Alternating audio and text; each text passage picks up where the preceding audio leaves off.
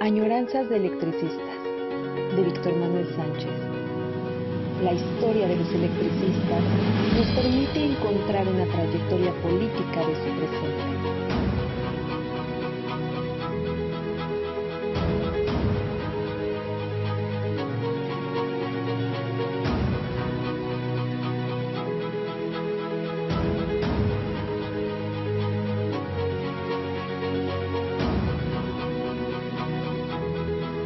Comenzamos. Esta añoranza de electricistas es completamente diferente a la anterior. Es- Estuvo, a mí me gustó mucho. Insisto que el estudiar la empresa deja muy de lado las situaciones. eh, Te enteras del tipo de maquinaria que se compra, te enteras de todas estas cuestiones, eh, cómo la trabajan las empresas.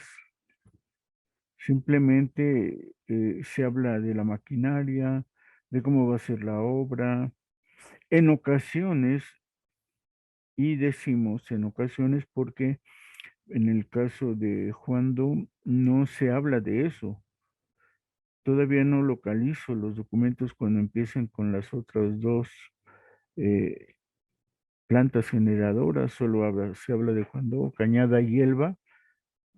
Todavía no aparecieron y eso llama mucho la atención porque, insisto, la manera como hace uno la historia y en especial después como uno la presenta, porque yo sí quiero resaltar y espero que haya sido notorio que si había 185 postes y y por otro lado se dice que se compraron crucetas y aisladores de porcelana, bueno, ok, y que vienen de Amberes, de Europa, del mejor material que se pudo haber conseguido en las zonas donde están generando las turbinas y todo el material y maquinaria eléctrica para una muy buena eh, instalación. Sí, pero voy a intentar localizar en qué parte de Europa, si es solo el puerto de Amberes donde se embarca toda la maquinaria o si ahí mismo se generan, se producen, están las empresas que hacen propiamente las turbinas y entonces tratar de averiguar dónde está la fábrica, Pelton, si obtenemos información de cuántos trabajadores están en esa construcción de la maquinaria. Estamos hablando de una industria automática, casi diríamos 99% de maquinaria automática, porque como dicen en Juan, para ver el tablero, pues cualquiera. No les preocupa tener un obrero especializado. Con el paso del tiempo, los que van a estar ahí en las mesas de control se especializan y termina siendo, incluso se va creando el escalafón de estar en el área, departamento de operación. Por ejemplo, en los años 20 ya van a tener categorías todas las plantas hidroeléctricas. Una de las más pequeñas es Juando y entonces el sueldo más bajo, no recuerdo ahorita, pero tengan este ejemplo, el sueldo más bajo es el operador en Juando y van subiendo. En el caso, por ejemplo, de Necaxa, sus tres, cuatro plantas que tienen, la más alta, o sea, el cargo más alto puede ser Necaxa o lechería cuando llega lechería. Pero Necaxa, ser operador de en la casa de máquinas de Necaxa es el máximo sueldo y la máxima categoría. Y tienes que ir recorriendo las plantas pequeñas hasta llegar ahí. Bien, este, en cuanto logre regresar al Archivo General de la Nación y logre asimismo encontrar más material, por ejemplo, de Necaxa, veremos de dónde vienen las turbinas, los postes, las torres, las construcciones de la maquinaria de Necaxa. Y bueno, vemos fotos donde se ven muchos trabajadores, muchos obreros o servidumbre. Y esperemos encontrar listas de raya para saber la perspectiva de la empresa, que no se parece nada a la perspectiva de los obreros. Eso nos queda claro. Bueno, acabamos, lechería, con estos documentos iniciales que encontré en el Archivo General de la Nación y que, insisto, trataremos en estos tiempos de ver ahora esos procesos donde se va imponiendo el criterio de un monopolio para apropiarse de todas las empresas eléctricas de la zona centro del país. Vimos cómo es la hidroeléctrica irrigadora del estado de Hidalgo, una empresa, parece que mexicana, yo ya no digo si sí o si no, pero nacional y establecida y funcionando, administrada en México. Y el proceso, como se va metiendo, Mexican Lion Power en la administración, en el financiamiento y finalmente en la compra de esta empresa para convertirla en la que todos conocemos y aparece en el contrato colectivo. Es impresionante. La hipótesis que supongo se apropian de ahí, por lo que aquí mismo hemos dicho no sabíamos.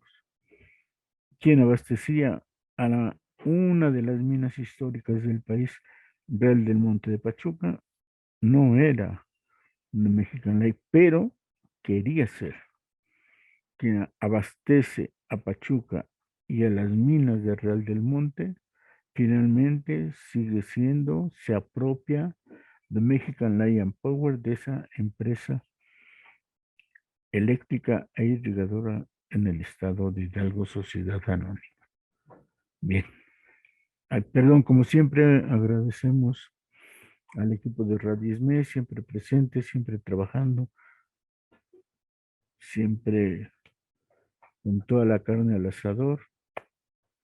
Ay, eso se oyó muy rico, a lo mejor un día nos echamos una carne al asador. Pero gracias a Radio ISME, en especial a Adrián Hernández, que en los últimos tiempos es quien ha estado al frente de esta o de estas añoranzas de electricistas.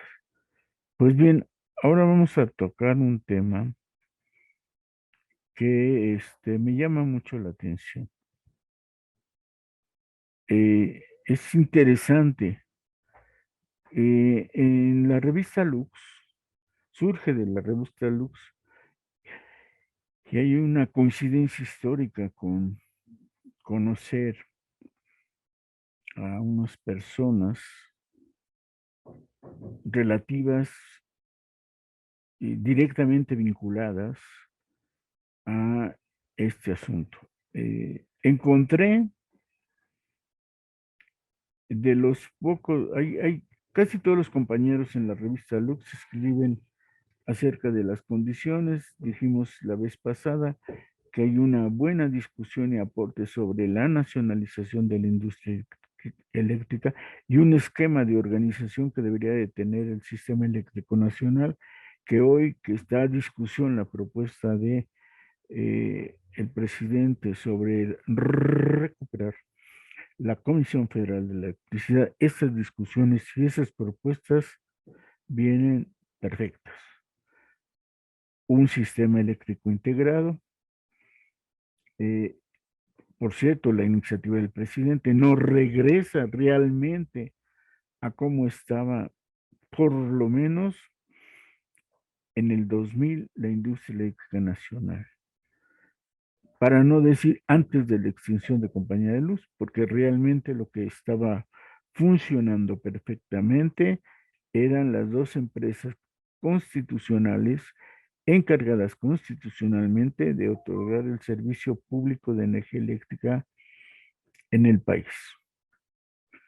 Y eso sería muy importante que se regresara a eso. Bien, no se regresa a eso, pero sí se regresa a que a una condición anterior, por desgracia sí tendría que decir, donde lo que hicieron las leyes del 13 fue destazar, crear empresas diferenciales, igual como hicieron en Pemex, para abastecer de energía eléctrica al país.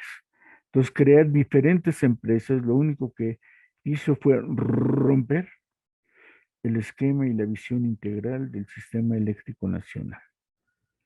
¿Por qué? Para vender los distintos pedazos, pero con la responsabilidad y para quitarle dinero a Comisión Federal de decir, tú transmites a todo el país. Ah, qué sencillo, ¿no?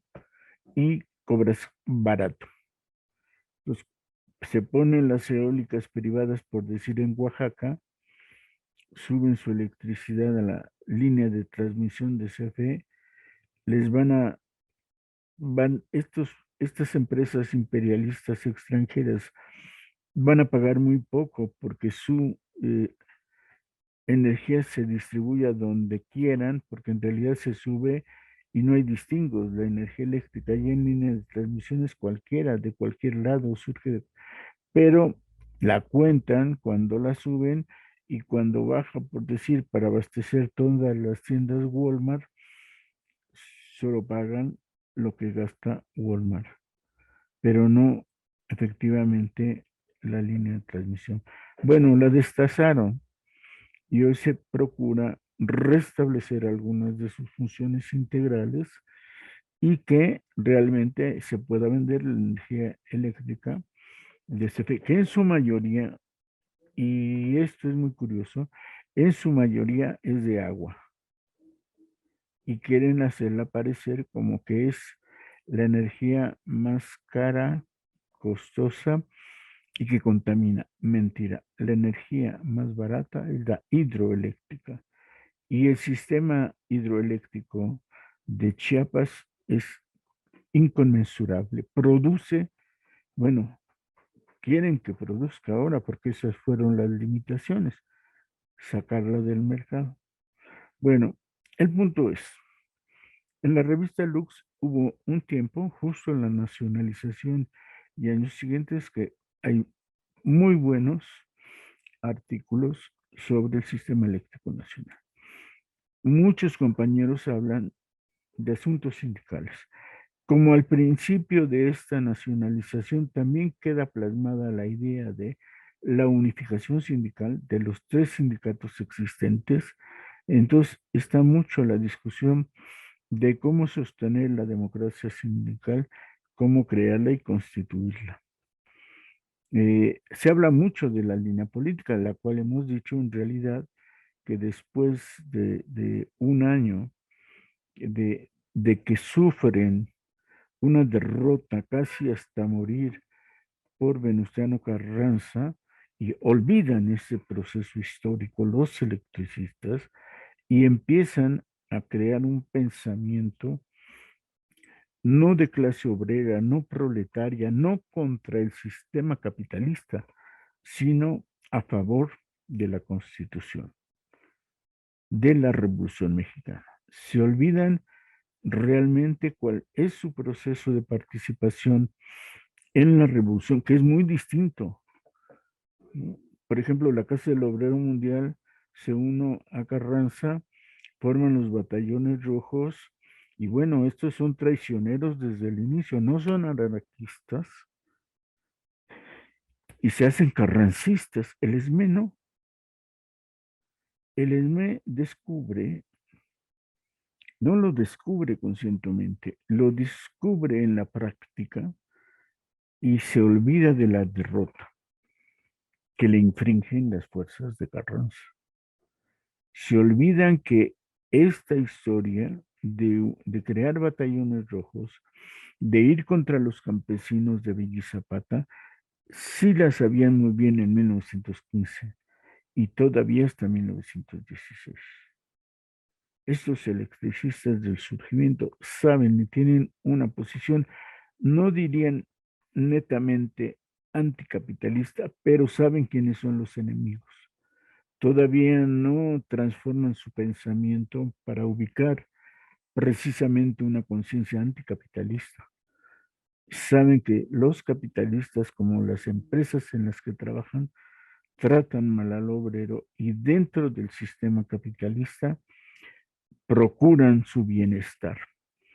Y lo van consiguiendo y saben que el responsable de sus condiciones de trabajo son estas empresas capitalistas y luchan para negociar. Es ahí donde probablemente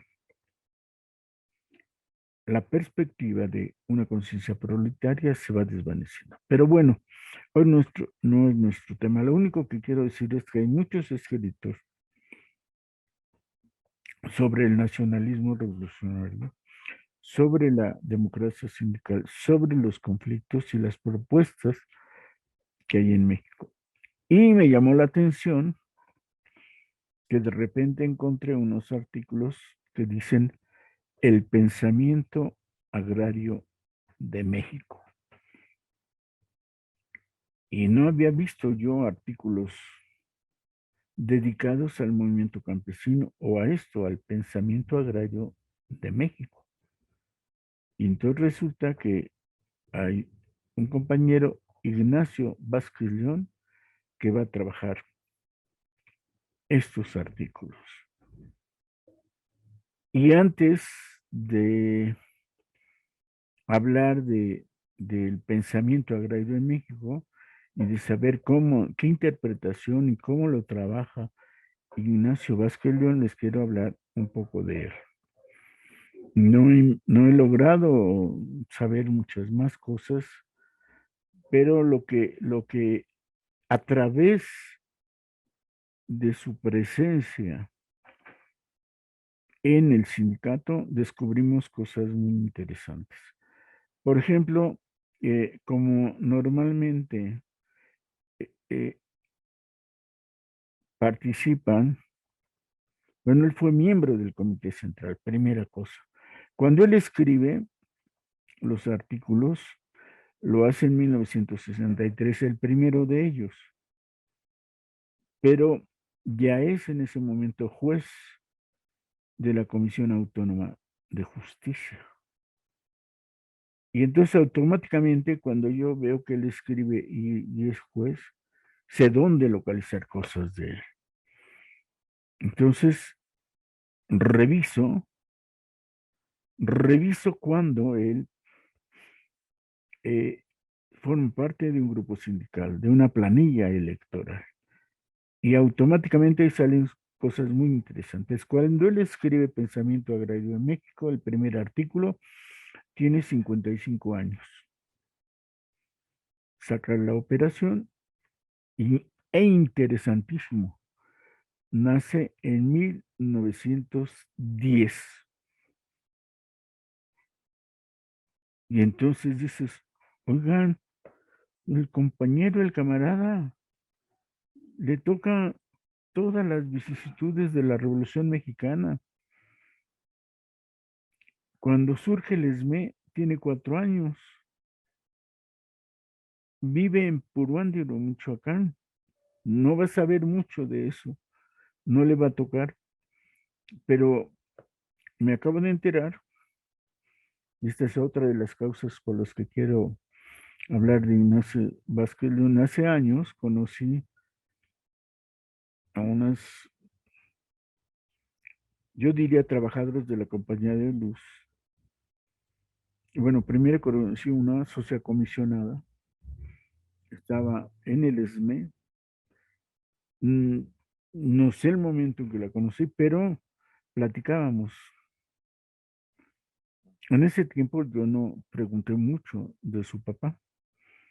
Al poco tiempo, o al tiempo después, supe que Ignacio Vázquez León era su padre y que había desempeñado cosas interesantes. Hoy, apenas ahora, insisto, descubro que escribe sobre pensamiento agrario y quiero averiguar algo de él. Entonces, 55 años cuando escribe, sacas rápido la resta y sabes inmediatamente que es de 1910. Toda su infancia, ¿no? Digamos, cuando empiezas a tener alguna idea de lo que sucede, y además naciendo en Michoacán, la revolución estaba por ahí, ¿no? Entonces, en 1914, cuando surge el ESME, tiene 4 años. Por alguna razón extraña, me acabo de enterar que sale la familia de Puruándiro, no termina la primaria ya en Michoacán, sale y entonces ya en la capital va a terminar la primaria, la secundaria, la prepa, ingresa a la universidad, ¿no? Yo así como no mal queriendo dije, ah, caray, está estudiando en la mera capital. Seguramente descubrieron que existía la prepa 2 porque en aquellos años la prepa 2 ya era la prepa 2 como iniciación universitaria. Y entonces entrabas y hacías primaria, secundaria, perdón, secundaria y prepa juntos y automáticamente te ibas a la universidad. Entró a la Facultad de Derecho. ¿Sí? Eh, a ver si averiguamos si terminó la carrera. Porque, y aquí viene otra coincidencia histórica muy importante, permítanme tantito, ahorita continuamos con esta historia de cuando ingresa a Compañía de Luz nuestro compañero y camarada Ignacio Vázquez León.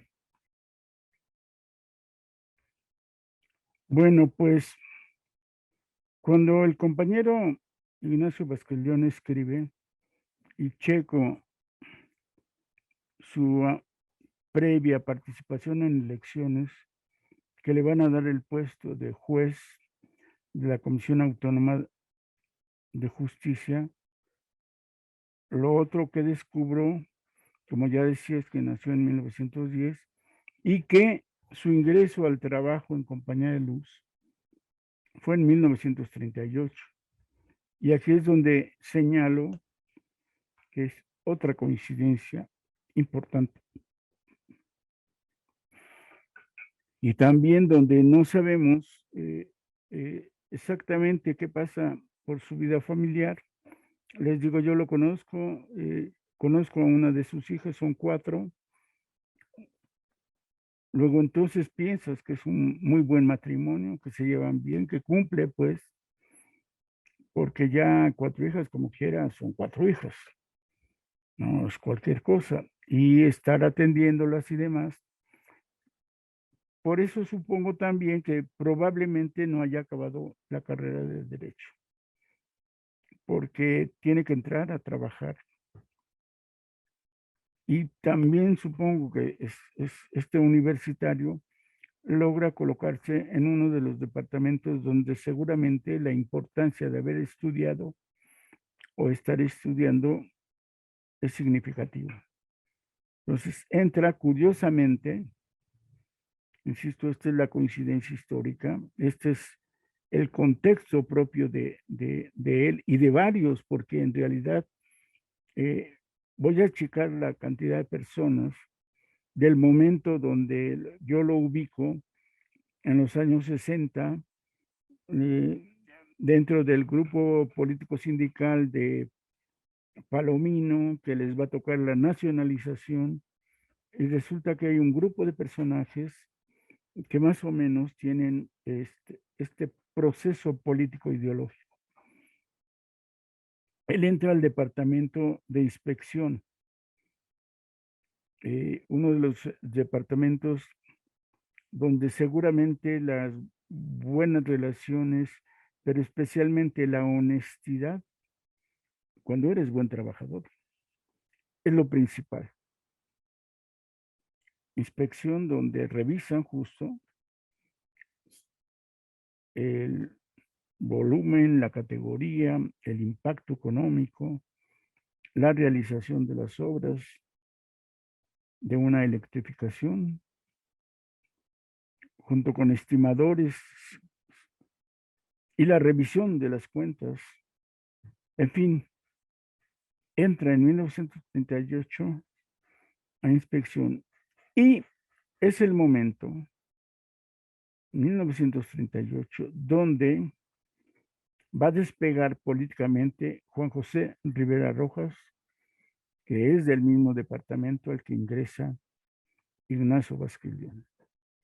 Propiamente su vida sindical, su vida como trabajador de Ignacio Vázquez León, transcurre del 40, en toda la década del 40, que es la peor época sindical del Sindicato Mexicano de Electricistas, por un personaje de inspección que va a trastocar la democracia sindical, que va a apoderarse, va a engañar, va a convocar asambleas para decir que se necesita dinero cuando no se necesitaba dinero. Entonces, lo que quiero decir es que entra él en la década, justo la década del chavismo, y entonces, digo yo, él con otros compañeros viven esa experiencia y contra todo lo que se pueda suponer, no se va a desviar, sabe, aprende que ese tipo de sindicalismo está equivocado,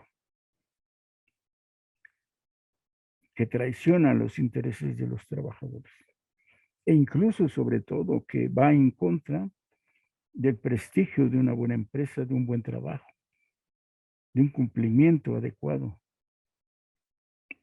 Lo va a aprender. Voy a buscar con calma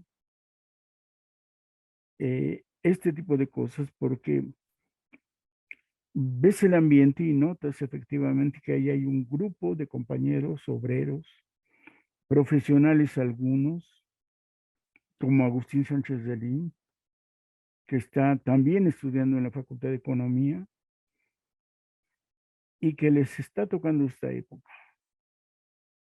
Y que el conjunto van a ser parte del conjunto o se van a distinguir como los cuadros sindicales que van a lograr 10 años después la derrota de ese comité que dirigía, que controlaba, que le dio su definición de Juan José Rivera Rojas del Departamento de Inspección.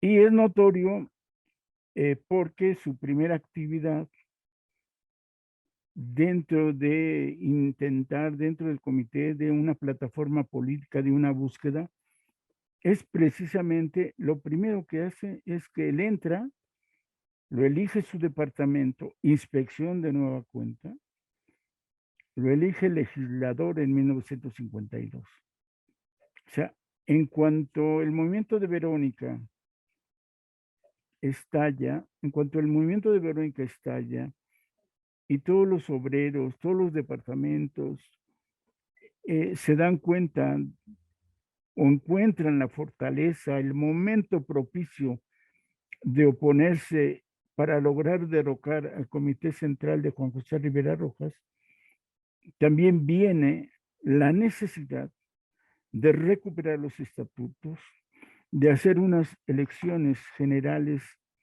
lo más limpias posibles, que no tengan problemas legales de legitimidad.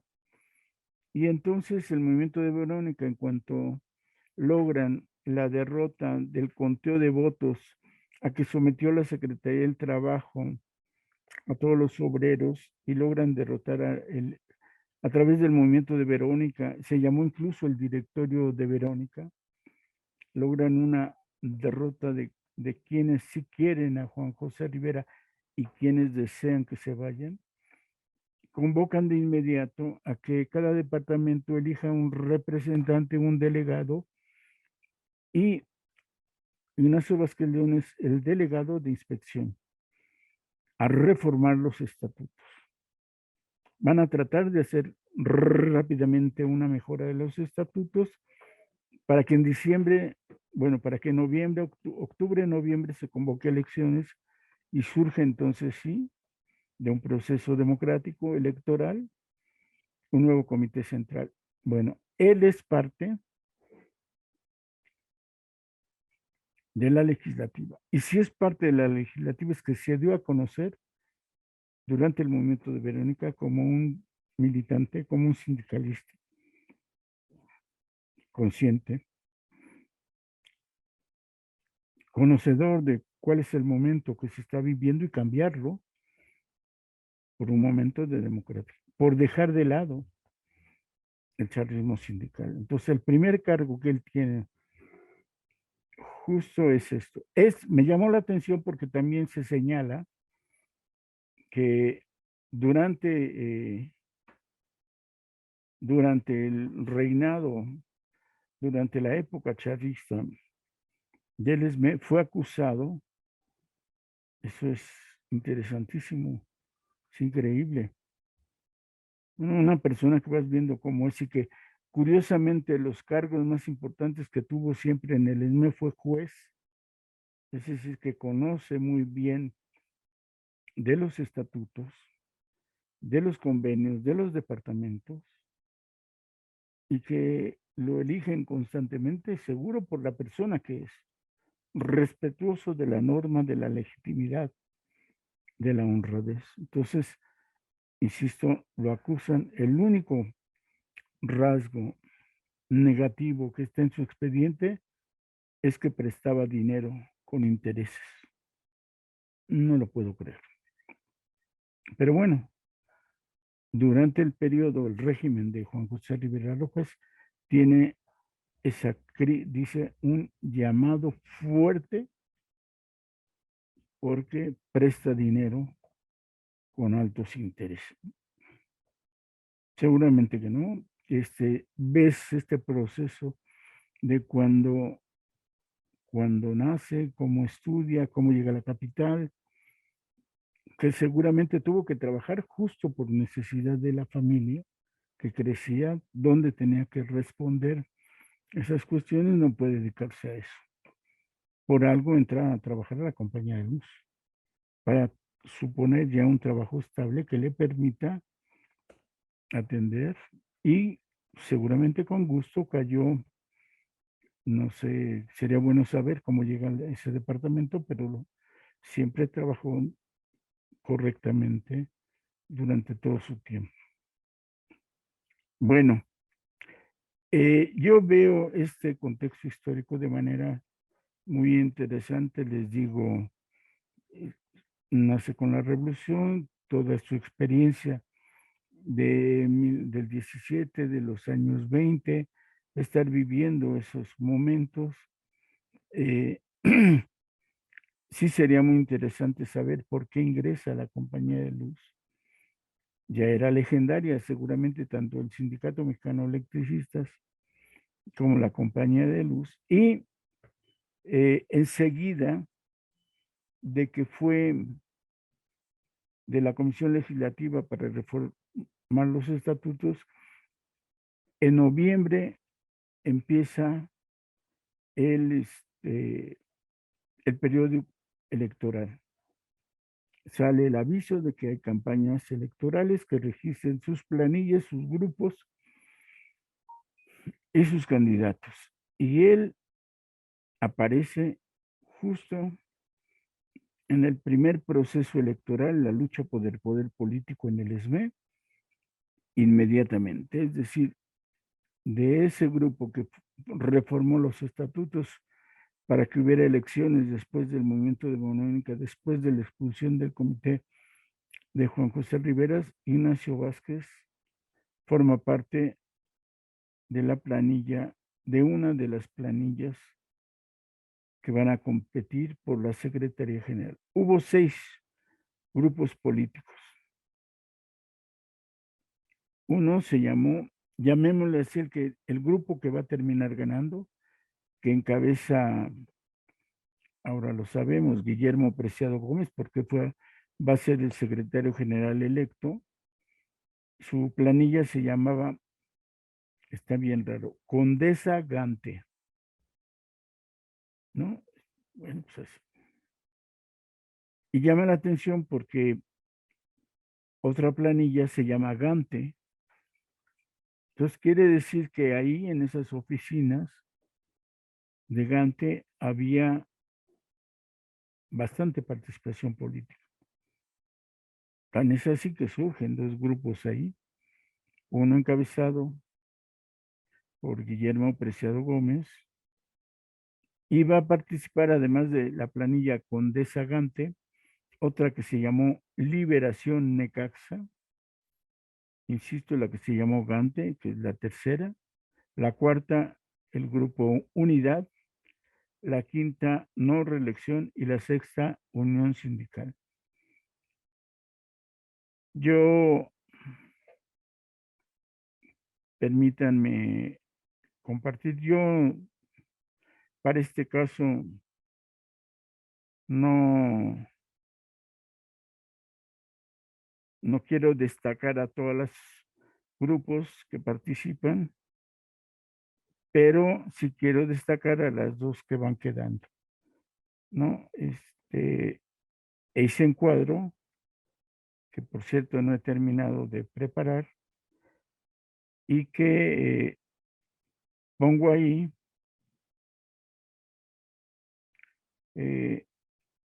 los grupos. Quiero mostrar al grupo donde está Ignacio Vázquez León y la planilla que ganó, ¿no? Para destacarlos, para que ustedes ubiquen al personaje del cual estamos hablando,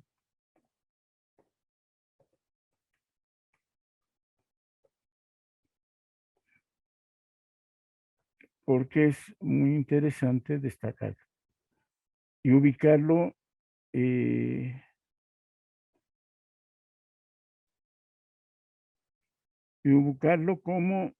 como justo viviendo en ese periodo de construcción del charrismo, se les fue generando un ánimo por la democracia y va en esa medida buscando su formación político-sindical.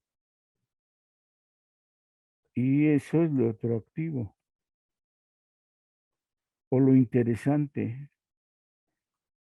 que uno descubre en este grupo. Entonces, de estas dos planillas les voy a ir comentando, eh, por ejemplo, hubo 3, 4 planillas de estas que menciono que repitieron candidatos y variaban en uno o dos, pero la única formal completa que aparece es no reelección, que es donde va a estar Ignacio Vázquez León.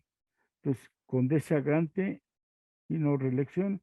Las otras, de repente, si quieren, luego hago extra como un anexo todas las planillas para que vean cómo repitieron algunos candidatos. Aquí yo la puse como la planilla que ganó, el grupo ganador.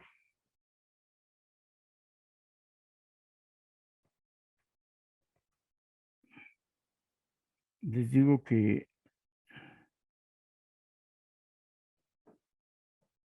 no lo he terminado. Es el grupo ganador.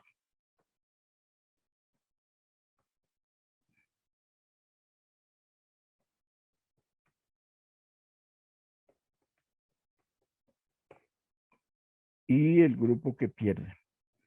Los candidatos a secretario general, Guillermo Preciado Gómez, que gana la secretaria general, del grupo no reelección, Guillermo Hinojosa Contreras.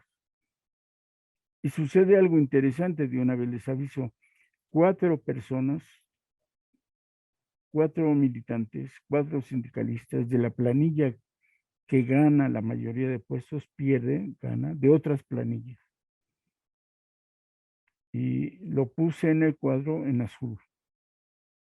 Entonces, el candidato a secretario de Interior por este grupo Condesa Gante es Héctor Valeria González, que pierde. y de la otra planilla, Antonio Saldaña Velasco. Pero el que gana es José Tobías Chanín, que fue electo en la asamblea y fue electo en realidad porque fue uno de los dirigentes del movimiento de Verónica, uno de los que están justo en los patios de Verónica convocando asambleas. José Tobías Chanín no apareció en ninguna planilla y queda finalmente como secretario del Interior. En la Secretaría del Exterior va Nicolás Bustos Murillo, que gana, y de la opositora, ahorita diríamos todos eran oposición, porque no había un grupo realmente definido. Y el grupo del directorio de Verónica no necesariamente participa en bloque. No se forma del grupo que dirige el movimiento de Verónica, que se llamó Directorio de Verónica, no se formó una planilla, llamémosle oficial, no hubo. Los 6 grupos decidieron formarse, 6 grupos están participando, todos son democráticos o todos son oposición o todos en realidad buscan el poder político del sindicato. Entonces, no hay en ese sentido un grupo oficial. A lo mejor lo que habemos como está aquí es oficinas importantes, perdón, compañeros que trabajan en oficinas importantes, como la calle Gante, que son las oficinas principales en ese momento de Compañía de Luz. Y puede tener un atractivo especial saber que de las oficinas principales hay grupos políticos formándose, o incluso, como insisto, son 2 grupos eh, fundamentales para el proceso electoral que se presenta. Bueno, Nicolás Bustos Murillo, si queda en la Secretaría del Exterior. En la Secretaría del Trabajo, Miguel Guzmán Jasso es el candidato de la Condesa Gante. Y miren, aquí destacamos que Ignacio Vázquez León es su opositor.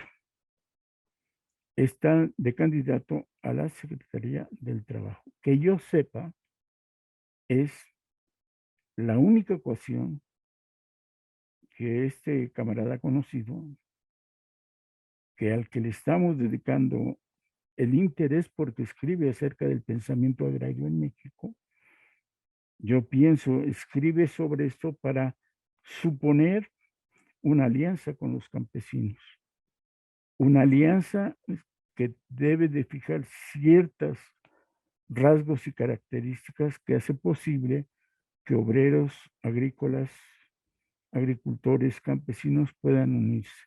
Pero ya veremos cuando veamos lo que escribió. Ignacio Vázquez León pierde y era el candidato a la Secretaría del Trabajo. En Educación y Propaganda queda un personaje que ya para esa época era un periodista, ya escribía en algunos periódicos, no sé si solo en el Excelsior, pero Abraham López Lara ya era un periodista, digamos, una persona que escribía artículos en el periódico y queda precisamente como gana el puesto de Educación y Propaganda y por tanto se va a convertir en el responsable de la revista Lux, que por supuesto quiero decirles que justo cuando estalla el movimiento de Verónica, en julio de 1952, deja de aparecer Lux y cuando renace, cuando vuelve a aparecer, que es en septiembre, eh, el cargo, el directorio de Verónica se lo dan a él y él va a ser quien va a estar publicando la revista Lux durante el movimiento. Hay varios artículos muy interesantes que si quieren luego reproduzco como anexo 1 o 2, pero el número de diciembre narra todo el movimiento de Verónica. Es claro para que uno entienda qué pasó en contra del comité de Juan José Rivera Rojas. El número de diciembre es especial porque vienen unas crónicas, unos detalles. Por ejemplo, hay un artículo completo de una página y media sobre cuál es la presencia de las mujeres en el movimiento de Verónica y especialmente de un grupo que se dedica a hacer el apoyo directo de quienes están dirigiendo el movimiento. Nos explican cómo llegan a apoyar al movimiento de Verónica los viejos dirigentes expulsados, bueno, sobre todo eh, Breña Alvírez, Francisco Breña Alvírez es expulsado, eh, incluso muy duramente por el comité de Juan José Rivera Rojas. Y cuando se dan estos aires, estos oleajes, estos vientos por la democracia, van a buscarlo para que venga a apoyar. Y van a buscar en realidad a los 4 secretarios generales de los 30, a Manuel Paulín, a David, y entonces llegan ellos, los 4 ingenieros que en la década de los 30 y el último fue el 38, dirigieron al ESME. Entonces, Manuel Paulín y Francisco Breña Alvírez son de los principales, llamémosle así, asesores, o que están presentes en las asambleas discutiendo lo que se debe hacer. Bueno, la revista Luz presenta el movimiento y antes de llegar al número de diciembre hay artículos interesantes. Hay 2 grandes artículos muy buenos de Agustín Sánchez Delín discutiendo el asunto de la democracia y el futuro en el ESME. Bueno, Abraham López Lara, el secretario de Educación y Propaganda. Enseguida viene Economía Estadística, el secretario de Economía Estadística, que queda justamente los candidatos de la planilla que termina ganando. Julio Luna Escalante.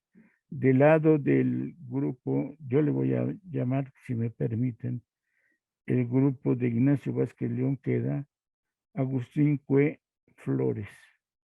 Perdón, Manuel R. Bravo. Como tesorero es Héctor de Alzúa Campillo, el que gana, pero este es uno de los personajes que se repite en 4 planillas. Este es el tesorero, el candidato a tesorero, y podríamos decir el que queda por parte de la planilla de Ignacio Vázquez León, del grupo político, pero con el truco de que lo candidatearon en la mayoría de las planillas participantes. En actas de acuerdos, el candidato de esta planilla Condesa Gante era Tomás Acuña Nafarrete, que, que pierde y queda en actos y acuerdos Carlos Castro Castro. De parte de grupo de Antonio Vázquez León está Jorge Pérez Montes. En la Prosecretaría del Trabajo pierde Agustín Sánchez Delín. Agustín Sánchez Delín es parte de esta planilla que termina triunfante, excepto que aquí pierde y queda Julio Luna Escalante, y el candidato también de la planilla anterior es Carlos Echegaray Bablot, que no gana. En prosecretario de obra determinada, o le llamaban también provisionales, queda Gerardo Reyes Romero de esta misma planilla, Humberto Villela Vélez de la otra, Eduardo Sánchez Alanís, y de la otra tenemos a Eugenio Garnica Sosa. Procurador, bueno, esto es de prosecretario de divisiones. Como procurador los 4 cargos de la Comisión Autónoma de Justicia es David Villanueva Zárate, queda, Primitivo Fernández Huerta, que queda, y Luis Valadez Campos. Y del lado de Vázquez León es Manuel Márquez Carrillo, Augusto Ratón y Castañeda y Aurelio Frontana Brelandi. Todos perdieron. Es llamativo, no es cierto. Alfonso Hernández Vargas gana, perdón, y el que pierde de esta planilla es Eduardo Camacho Gasca. Yo tengo entendido que Eduardo Camacho Gasca y Agustín Sánchez de Lin ya eran conocidos, ya eran compañeros, ya compartían intereses políticos, y sin embargo los dos quedaron fuera. En la Comisión Autónoma de Hacienda es Luis Ponce Vázquez, Guillermo Paniagua Angulo y Roberto Ramírez Guerra. Y del otro lado, no lo he localizado el tercer nombre de miembro de la Comisión Autónoma, que es Fausto E. Nieto Cortés y José León Hernández. Valdemar Soto Ruiz es el representante de la planilla de Condesa Gante y Germán Sánchez Espinosa, donde está Ignacio Vázquez León. Quiere señalar en realidad lo siguiente. Ignacio Vázquez León, Jorge Pérez Montes,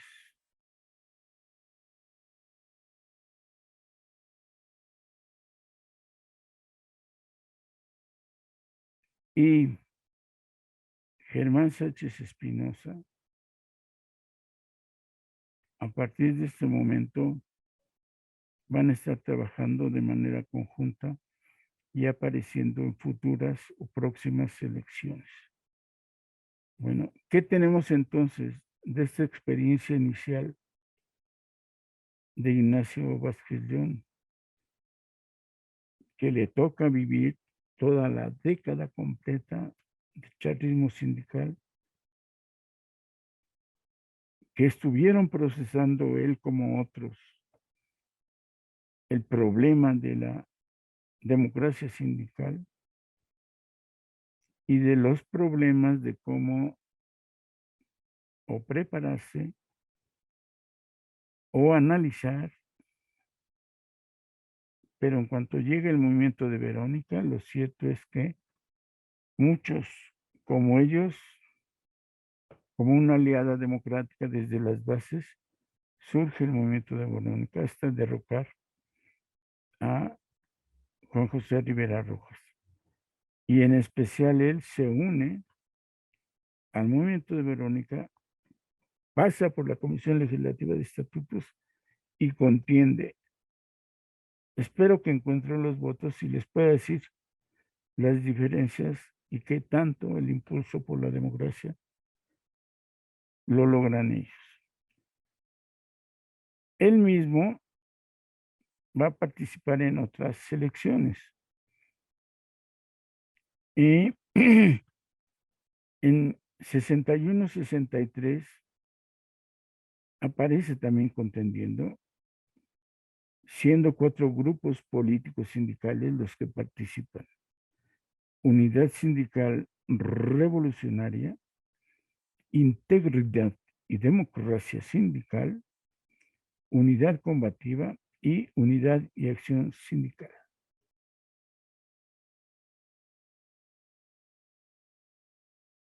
Normalmente siempre se habla de los jefes, de los secretarios generales, de los candidatos. Yo insisto, no sé cómo se haya podido dar esto todavía, pero así como pongo de manifiesto que el movimiento de Verónica fue generalizado y que no hubo grupos políticos sólidos, fuertes, sino que todo estaba en un proceso, en 61, casi 10 años después, se van creando estos grupos. Después de Guillermo Preciado,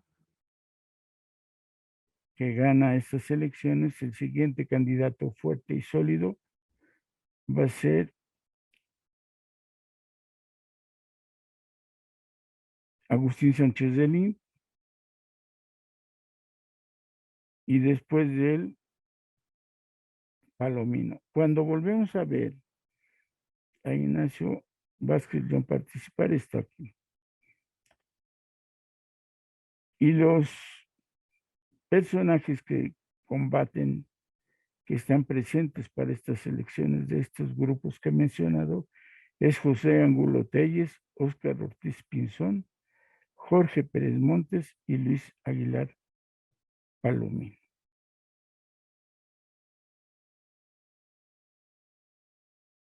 Es interesante que aparece y va escribiendo constantemente artículos en contra de los socialistas, de los comunistas. Humberto Arroyo del Departamento de Distribución, y sí critica mucho a este grupo de militantes, de sindicalistas, porque él insiste que la única ideología que debe existir en el ESME o en el movimiento obrero es la ideología de la Revolución Mexicana.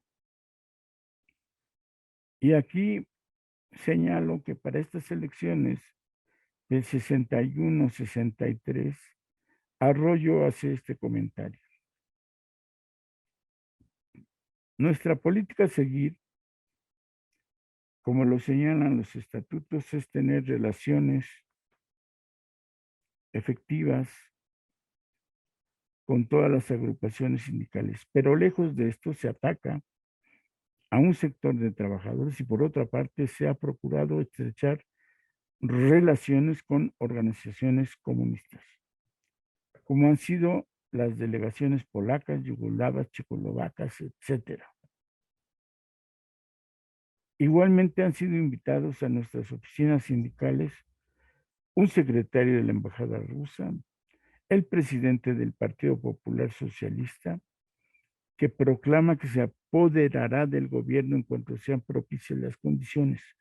Inclusive intervino en una de nuestras contrataciones un miembro connotado de ese partido que no es miembro de nuestro sindicato. Aunque hay compañeros que pertenecen a ese organismo de tendencias rojas, y uno de ellos es nuestro juez Ignacio Vázquez León, que también pretende la tercera o cuarta reelección. Arroyo critica definitivamente eso, pero tampoco planea, realiza realmente estructuras analíticas pertinentes ni fundamenta sus opiniones. Entonces vienen las elecciones en las que también participan, y he puesto aquí las tres principales planillas del 63 que están peleando por el periodo sindical 1963-1965. Las planillas fueron Movimiento Reestructurador Electricista, MRE,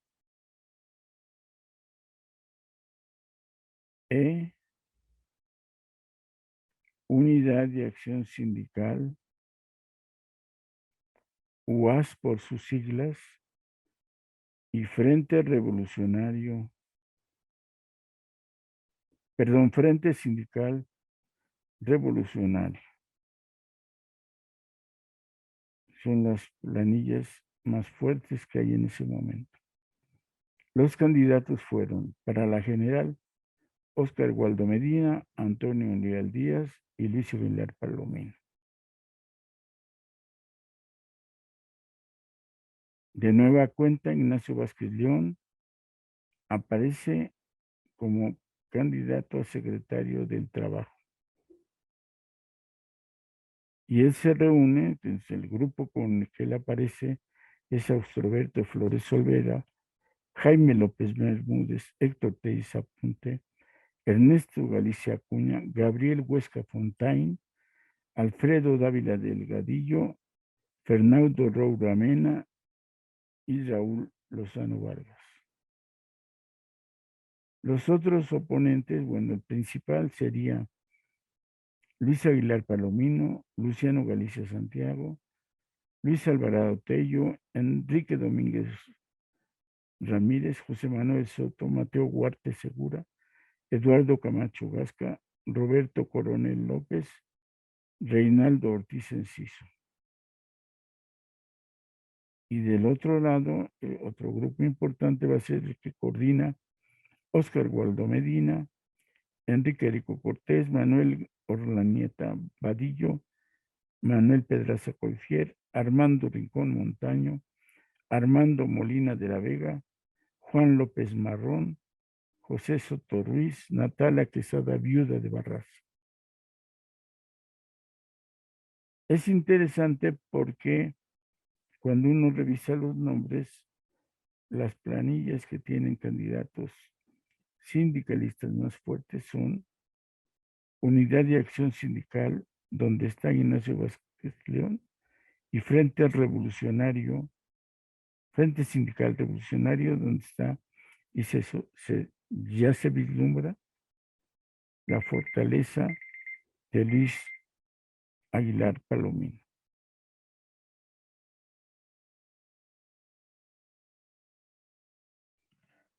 Bueno, perdón, hice un salto premeditado ahorita, porque le estoy diciendo, rompí el proceso cronológico, porque les he estado diciendo cómo Ignacio Vázquez León y su contexto vienen del proceso de descubrir, de vivir el charrismo sindical, uno de los charrismos sindicales más fuertes, y ir construyendo su ideología, su conciencia proletaria en contra de estas formas antidemocráticas establecidas, y que él se une y es parte del movimiento de Verónica para recuperar la democracia en el ISME, y que él va a seguir en ese camino, pero premeditadamente ahorita les puse una planilla donde rompe con esa trayectoria, donde le estoy presentando 3 planillas. Ignacio Vázquez León se hace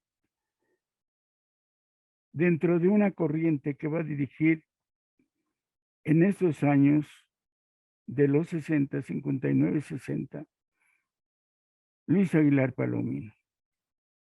Y trabaja con la mayoría de estos compañeros que están en este grupo sindical, Frente Sindical Revolucionario, Luciano Galicia, Luis Alvarado Tello, Mateo Huarte Segura, Eduardo Camacho Gasca, que a Camacho Gasca lo habíamos visto en este inicio en otra planilla, ¿no? Y al lado de este grupo están ya en 63 discrepando de Palomino, Antonio Leal Díaz, el propio Ignacio Vázquez León, Austerberto Flores, Gabriel Huesca Fontaine, Alfredo Dávila Delgadillo y Fernando Roura Mena. Pero otro grupo opositor a Palomino va a ser Óscar Waldo Medina, donde de este lado están algunos que otros conocidos, como Manuel Pedraza Coifier, como Natalia Quesada, viuda de Barraza, que para este año forman otra planilla y le contienden a Palomino. Algo estaba pasando para que Ignacio Vázquez León se fuera, porque insisto, él se forma al término, bueno, con el movimiento de Verónica, bajo la sombra del charrismo de Juan José Rivera Rojas y siguiendo la oleada democrática con Agustín Sánchez de Linde. pero llega realmente al Comité Central en 1959 con Luis Aguilar Palomino, con Manuel Tapia Gómez, con Jorge Pérez Montes, con Antonio Leal Díaz, con Héctor Valerio González, él mismo como juez, con Felipe Peña González, con Natalio González González. Son estos dirigentes importantes durante la década, pero como sabemos, también al final va a haber una ruptura con Palomino, donde lo que va a suceder es que cuando viene el proceso unitario de los tres sindicatos electricistas, discrepan de Palomino y no llegan al pacto de unidad. Bueno, en 59, Ignacio Vázquez León aparece como juez dentro del grupo de Palomino. 2 años después, en 61, aparece de nueva cuenta como juez en la planilla o en el grupo sindical de Luis Aguilar Palomino, donde, por ejemplo, aquí aparece Óscar Waldo Medina, Héctor Valerio González, Felipe Peña González. Rompen, por lo menos, Antonio Leal, Wenceslao Barrientos, Ignacio Vázquez León, con Palomino. Para 1965 ya de plano no hay lazos de unión, perdón, permítanme, ya de plano no hay lazos de unión con Palomino, porque primero en 63 se candidatea a secretario del Trabajo. A mí me llama mucho la atención que las 2 veces que yo tengo la impresión, no tengo datos comprobables, pero las 2 veces que tengo la impresión que él mismo decide o es parte importante de la decisión para qué cargo tener, él está como candidato a secretario del Trabajo. Todas las demás es juez. Durante el tiempo que estuvo aliado políticamente a Palomino, fue juez. En esta planilla de 1965, donde aparecen ya cuadros reconocidos que están ahí, que tienen una presencia política indudable, aparece con Agustín Sánchez de Lin, Manuel Tapia Gómez, Jorge Pérez Montes, Óscar Ortiz Punzón y Burugada, Cándido Hernández Juárez, Manuel Guillén del Castillo y Vázquez León como juez. Es de verdad, yo tengo la impresión que por tener esa capacidad de unidad, ese trabajo de grupo político, él aceptó las más de las veces ser el candidato a juez. Y todas esas veces sí ganaba. Sí, es muy interesante este tipo de cosas que es el juez. Y bueno, insisto, él ingresó a los 27, 28 años de edad en el departamento de inspección, toda su vida de formación juvenil, adolescente y juvenil, la vive en ese reconstruir del proceso revolucionario, el final de la década de los 10, los 20, que es cuando estudia, y según veo o considero la hipótesis más segura es que por necesidad, si luego averiguamos si terminó su carrera, bueno, entonces, pero estoy suponiendo que por necesidad tuvo que entrar a trabajar. Y digo que entra en los momentos más interesantes de, para él, para el sindicato, porque viene la época, viene el momento de la nacionalización de la industria eléctrica, de la lucha por la reestructuración de la propia compañía de luz, de darle un origen llamémosle popular, de servicio público de la electricidad, de quitar toda la maraña de cosas confusas que se impuso a través de la compañía extranjera. Y entonces, por un lado, pensar en la perspectiva, donde decimos que la perspectiva de los ingenieros creada el librito Aportes a la Historia y la reestructuración de Compañía de Luz, queda una clara situación.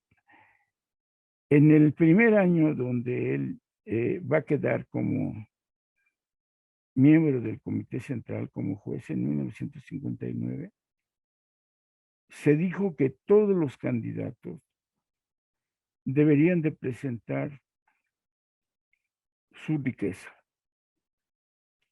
Y hay muy pocos de los candidatos que lo hacen, entre ellos la transparencia, el que me impresiona más es el del propio Ignacio Vázquez León, que se publica en la revista Lux.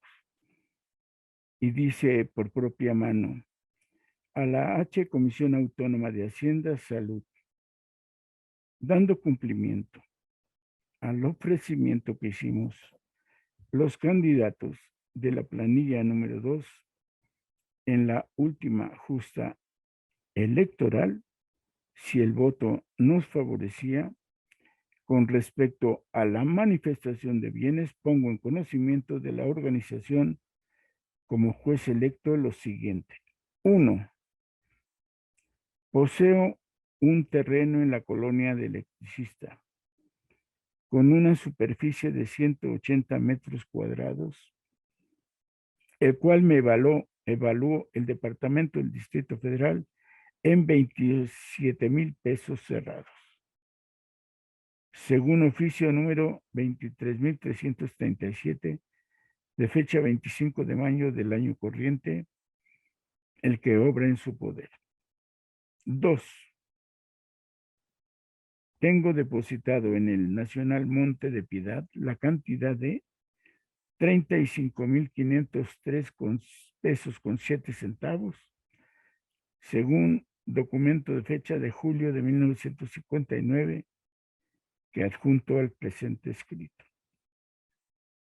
Considero que es necesario darles a mis camaradas una breve explicación para que conozcan el origen de estos bienes. Les hago saber que con respecto al terreno, nadie ignora que lo adquirí desde la iniciación de la colonia y lo pagué en abonos, como todos los demás compañeros que adquirieron esta propiedad.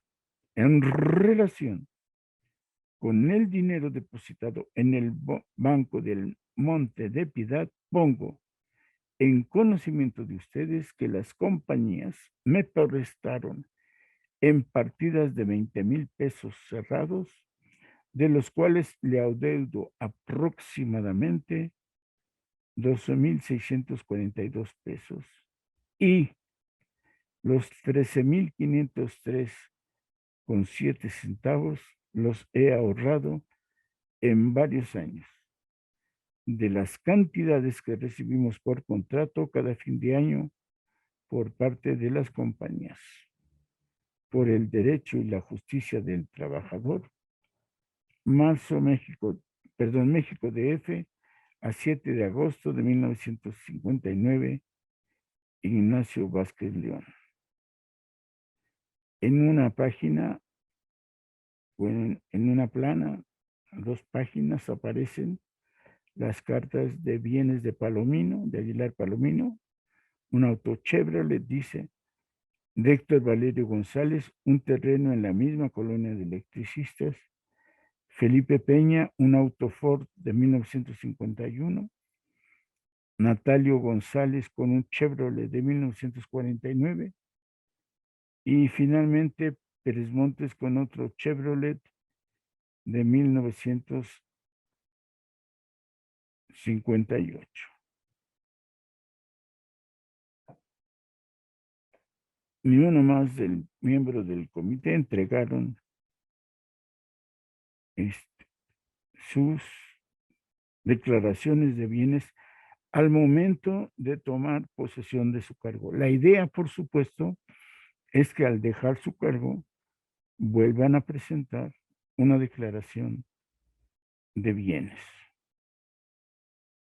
Es importante reconocer, insisto, que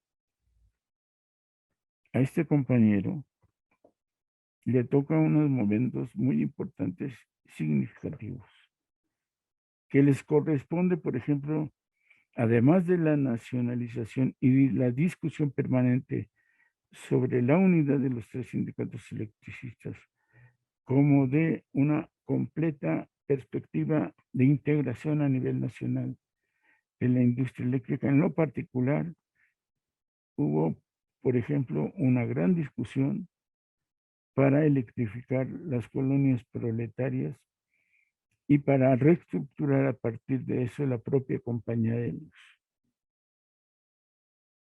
El impacto más fuerte de la electrificación de colonias proletarias sin duda fue el Departamento de Construcción.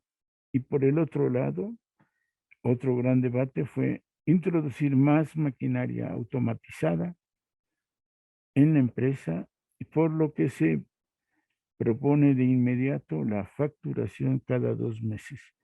En vez de pagar cada mes, como se había venido acostumbrado durante 50 años, ahora la compañía proponía pagar la luz cada 2 meses, bimestralmente. No solo se iba a modificar el pago por parte de la población, sino la reestructuración a través de nuevas máquinas y herramientas en la compañía de luz. Y eso trastocaría muchas áreas y departamentos de trabajo. Especialmente, por ejemplo, uno de los primeros departamentos que iban a ser afectados es el departamento de tabuladoras y la contabilidad de la facturación. Se logra firmar el convenio 389 para permitir precisamente un nuevo sistema electrónico en la sección de máquinas de la contabilidad, de contabilidad en la dirección comercial. Vino también el gran debate sobre construir o no las unidades de lechería, porque estaba justo la discusión de para quién se trabaja ahora, para Comisión Federal, en unión y alianza económico-política de Compañía de Luz, al ya de haber dejado las empresas extranjeras su lugar en el país. El debate entonces está heterogéneo, es múltiple, es diverso. Y como vemos, Ignacio Vázquez León se desliga a partir de 1963 y 65 del grupo político de Palomino, el hegemónico durante años. Y sin embargo, se desliga y en 63 y 65, curiosamente, hubo grandes discusiones por las elecciones generales, por el conteo de los votos.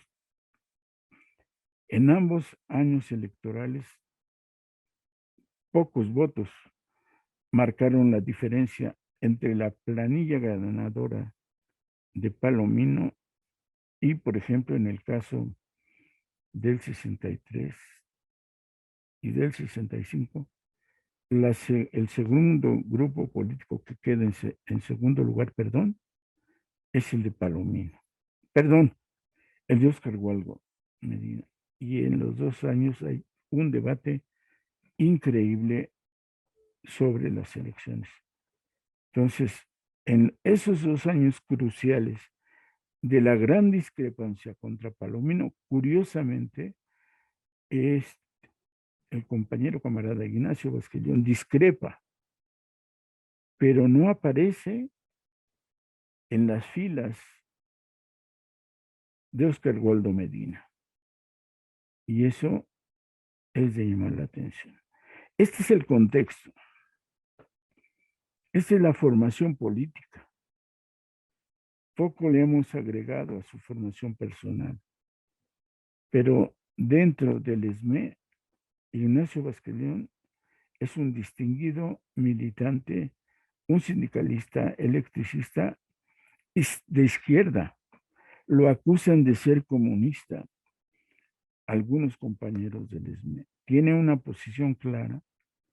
Al interior le viene de sus propios años de ingreso y justo espero encontrar después y que mereciera otra añoranza las discrepancias precisas con Palomino, pero de que las tiene y por el momento la precisión la desconozco, es natural.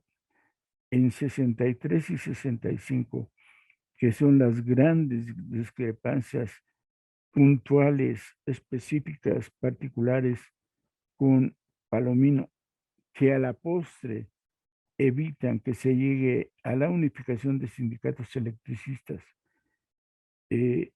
tanto en 72 como el año siguiente, porque se discrepó de su política monetaria. Eso es notable y muy llamativo. Bueno, creo que ya para qué les digo, no me va a dar tiempo de empezar el pensamiento, solo les digo que el primero personaje que va a estudiar Vázquez León es Manuel Abadiqueipo, que tiene, dice él, un pensamiento agrario de atención para los jornaleros, agricultores y campesinos del país. ¿Cómo veía Manuel Abadiqueipo el problema agrario? Lo trataremos en la próxima Añoranzas de Electricistas. Ya sabíamos que nos iba a pasar. Bueno, próximo lunes, próximo mes, en Añoranzas de Electricistas. Nos vemos. Hasta entonces y... Ay, perdón. Muchas gracias. Síguenos a través de www.radiosme.org.